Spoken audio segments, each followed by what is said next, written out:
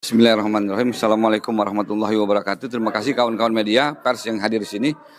Kami hadir di sini mendampingi atas nama tim advokasi Poros Rakyat Semesta. Tim advokasi Poros Rakyat Semesta melaporkan adanya temuan DPT 54 juta yang bermasalah, yang sudah diminta validasi dan klarifikasinya oleh saudara Agus Maksum sebagai tim ahli IT, yang dijawab KPU tidak secara substansial. Jawaban KPU hanya klise, jawaban KPU hanya memutarbalikkan apa menjadi faktanya, tidak menjawab fakta substansialnya. Itu catatan pertama. Sehingga para tokoh yang ada di sini, Pak Maijen Purnawirawan TNI Angkatan Darat Pak Sunarko, ada Pak Marwan Batubara, ada Habib Muhsin, sebagai warga negara yang sadar dan aktif terhadap penegakan hukum dan demokrasi, melaporkan hari ini ke Bawaslu. Lalu kedua, adanya sistem IT dari KPU yang bermasalah, yang tidak memenuhi standar ISO 2701. Ya, nah sehingga hari ini kita dengar Sirekap bermasalah di mana-mana TPS, dan mulai kemarin perhitungan di TPS-TPS mulai dari kecamatan dihentikan. Nah, inilah yang kita laporkan, bahwa kenapa para pelapor melaporkan, karena ini menyangkut dana besar milik rakyat, ya, PBN. Ini yang akan kita mintakan Bawaslu memeriksa dan meneliti serta memproses hukum secara benar dan adil. Ya, ya, Pak Al-Qadiri. Tentang apa jenis-jenis yang dilaporkan dan wilayah berapa? Ada dua. Ya, kita juga berbicara tentang tidak adanya TERA atau ISO terhadap IT KPU. Ya, karena tidak ada ISO. ISO berapa itu? 27.001. 27.001. Ya, akibatnya ya seperti itu. Fakta-fakta yang kita lihat dan sebagainya, tidak ada aturan dan tidak ada batasan-batasan. Contohnya selama ini yang seharusnya per TPS 306, 300 ditambahi 2% yaitu 306, di situ menjadi 700, 800 dan sebagainya. Seharusnya kalau memang itu IT yang benar-benar diprogram dengan benar, di atas 306 itu seharusnya ditolak. Nah, itulah menjadi perhitungan-perhitungan sekarang yang kami lihat di situs KPU ya. Ya seperti itu terjadi. Ya kan? Dan satu hal lagi, kami di sini khususnya saya itu sebagai kuasa hukum dari 3 tokoh ini. Kapasitas saya di sini sebagai kuasa hukum dari 3 tokoh ini, Pak Narko, Pak Marwan dan Habib Muhsin. Di sini. Ya, tim hukum ya. Tapi kuasa hukum. Dan surat kami yang pertama yang kami tujukan pada KPU itu adalah permintaan validasi dan verifikasi, mencocokkan data terhadap 54 juta DPT yang bermasalah. Bukan minta jawaban. Kami tidak butuh jawaban. Kami maunya dihadirkan untuk memverifikasi. Tetapi dijawab, yang mana jawaban itu kurang memuaskan kami dan menurut kami tidak menjawab surat kami. Oleh sebab itu, kita sekarang datang ke Bawaslu untuk melaporkan hal itu, bagaimana Bawaslu bersikap adil, yang mana demi pemilu yang jurdil ini. Baik, Pak Al-Qadiri, sebelum ke Pak Agus, saya ke Pak Marwan dulu sebagai yang menguasakan kepada tim hukum ini.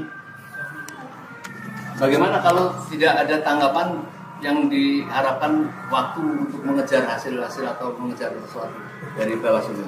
Saya sebelum menjawab itu, saya ingin memperjelas bahwa kami bertiga ini memberi kuasa kepada tadi ahli-ahli hukum itu karena melihat terlalu banyak atau ada unsur-unsur pelanggaran pidana yang dilakukan oleh siapa? Oleh terutama KPU dan juga penyelenggara pemilu, dan bisa saja itu melibatkan presiden. Jadi kata kuncinya adalah pelanggaran pidana. Itu yang paling penting perlu diingat.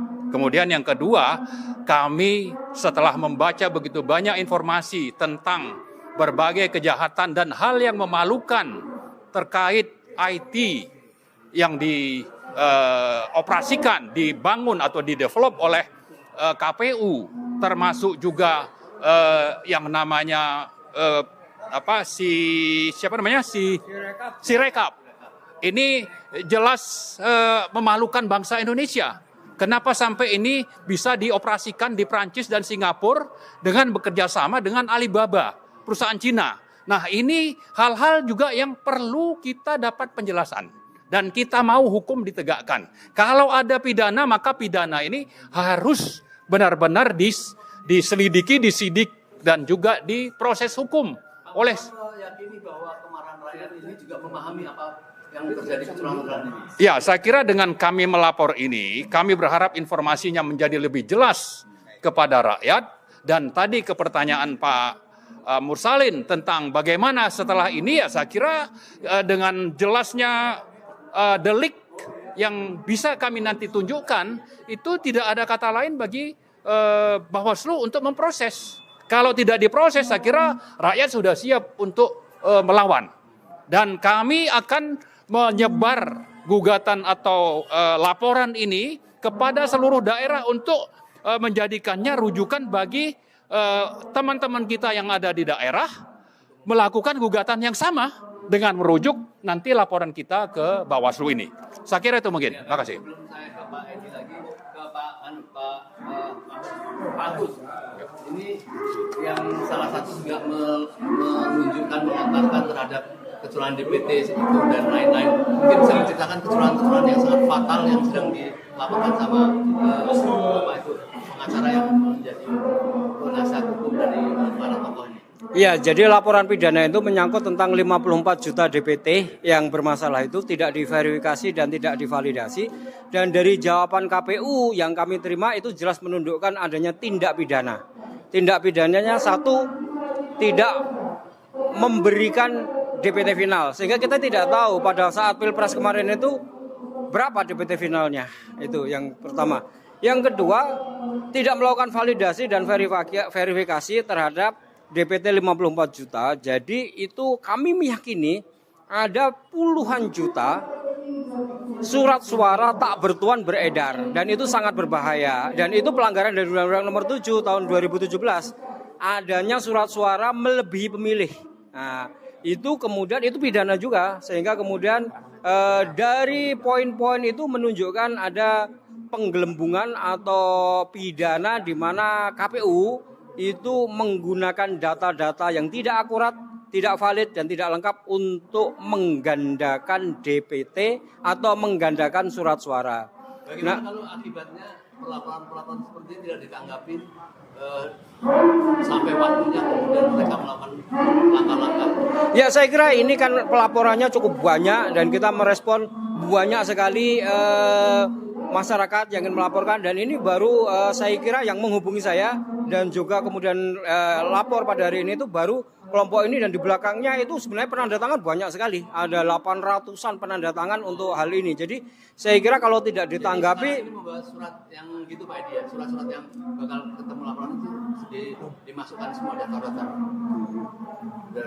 Ya, kita membawa bukti-bukti. Pertama tambahannya bukti-bukti apa yang sudah disurati oleh seperti yang Pak Alkatiri sampaikan dengan Pak Agus Maksum, yang dijawab KPU bukan memvalidasi, dijawab secara klise, sesuai undang-undang, sesuai undang-undang, sesuai undang-undang. Nah, inilah yang akan kita titik poin kenapa 3 tokoh masyarakat warga negara kita ini melaporkan. Dan kita juga membawa saksi sekaligus. Saksi faktanya adalah Pak Ustadz Agus Maksum yang mengetahui secara persis tentang bagaimana IT dan 54 juta. Yang jelas begini, 54 juta ini adalah salinan yang diberikan oleh KPU yang masih terduga keras adanya DPT bermasalah. Nah, harusnya KPU melakukan menerima validasi klarifikasi yang dimintakan oleh Pak Alkatiri dan Pak Agus Maksum. Tapi itu tidak dilakukan KPU. Dan menurut rumusan pasal 208, KPU melanggar deliknya. Nah, sanksinya itu ada di pasal 488 Undang-Undang 7 2017. Itu yang kami tekankan dalam titik poin laporan ini. Jadi KPU jangan hanya meminta maaf ketika Sirekap mengalami kekeliruan kesalahan hitung. Ini ada tindak pidananya. Terutama kalau ini tidak ditanggapi, mungkin kami juga akan melaporkan ke BPK, minta diaudit.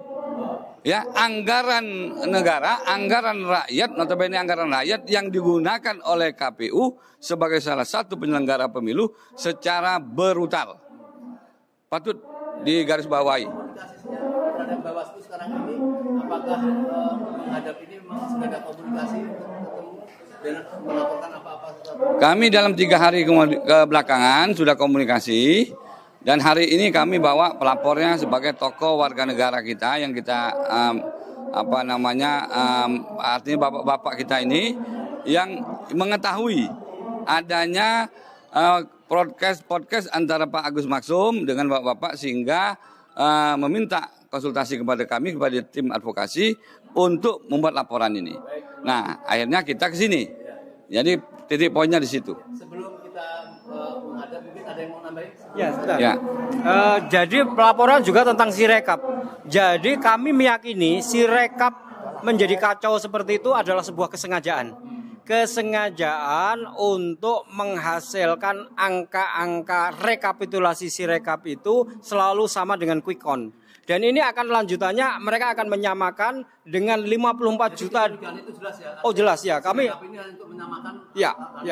Jadi polanya itu sudah ketemu banyak sekali. Setiap kali angka yang masuk itu kemudian 02 ketinggalan, maka kemudian dia otomatis menambahkan angka untuk agar sama sesuai dengan quick count. Nah, kemudian angka yang ditambahkan itu luar biasa, bisa sampai belasan ribu bahkan ratusan ribu, dan itu kemudian dihasilkan oleh Sirekap. Nah, ini kesengajaan. Kenapa? Karena yaitu tadi tidak adanya kalibrasi, tidak adanya ISO 27001 dan sudah terjadi dan itu nggak bisa dikoreksi. Kenapa? Karena peristiwanya sudah terjadi pada hari H jam J di mana kemudian KPU dengan website resminya mengumumkan angka itu udah banyak korbannya. Ya, beliau-beliau itu adalah korban dari itu tadi.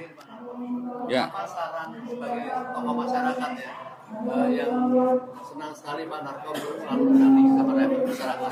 Apabila ternyata ya, tetap mereka berbalas seperti itu, apa yang disarankan pada masyarakat sementara masyarakat belum kesabarannya ini? Pertanyaannya komando dari para tokoh. Harus begitu. Terima kasih.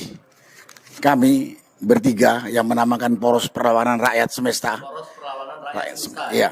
Dan kemudian mengkuasakan kepada tim lawyer untuk mengurus apa yang kami lihat, apa yang kami dengar, baik dari masyarakat maupun dari tim ahli IT yang saya dengar di sini kemudian hadir Pak Agus. Yang secara teknis tadi sudah disampaikan jelas, walaupun belum lengkap tadi sudah jelas dan lengkap lagi kalau memang nanti ada sidang.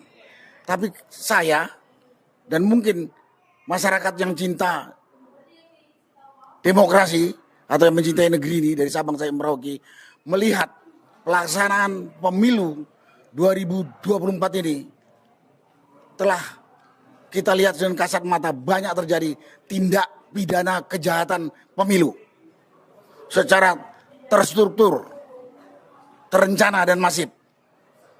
Seperti yang dikatakan tadi, dari sini kan kita kelihatan rakyat ini sebenarnya pemilik negara ini ditipu, dibohongin oleh para oknum-oknum ini atau orang-orang yang ingin berkuasa ini. Dan kami tidak percaya kalau orang-orang ini akan berkuasa di sini bisa membangun bangsa ini jadi lebih baik. Jadi kami ingin menegakkan hukum agar negara ini tertib dan kami ingin dipimpin oleh orang yang benar-benar jujur, amanah dan adil memimpin bangsa ini, bukan pembohong dan bukan penipu. Ini secara garis besar apa yang kami lihat seperti yang dijelaskan teman tadi, ada penipuan. Ya kalau singkatnya tindak pidana kejahatan pemilu.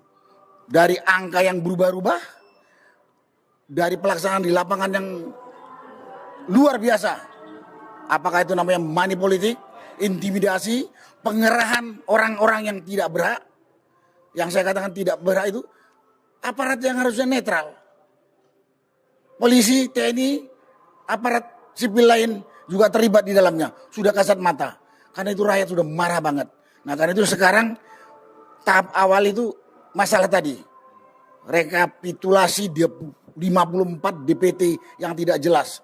Termasuk standar IT yang digunakan yang tidak jelas. Dari situ kami berharap akan terbongkar semua kebobrokan pelaksanaan pemilu 2024 ini. Sekali lagi rakyat tidak ingin dan tidak percaya dipimpin pembohong, penipu, penjahat. Sekian, terima kasih.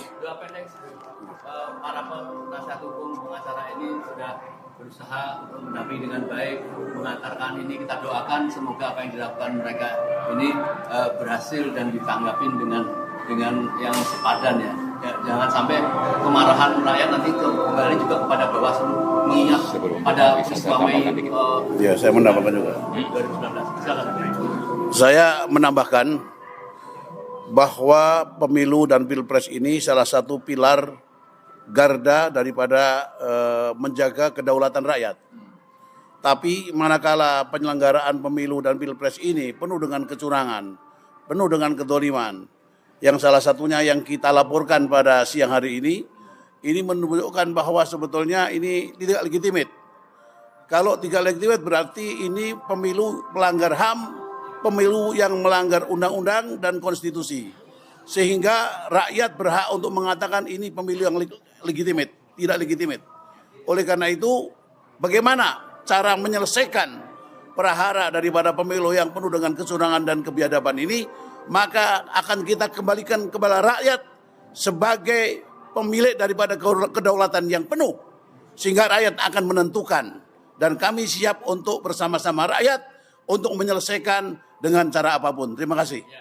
Saya sedikit lagi mau menambahkan tentang IT yang digunakan oleh KPU ya.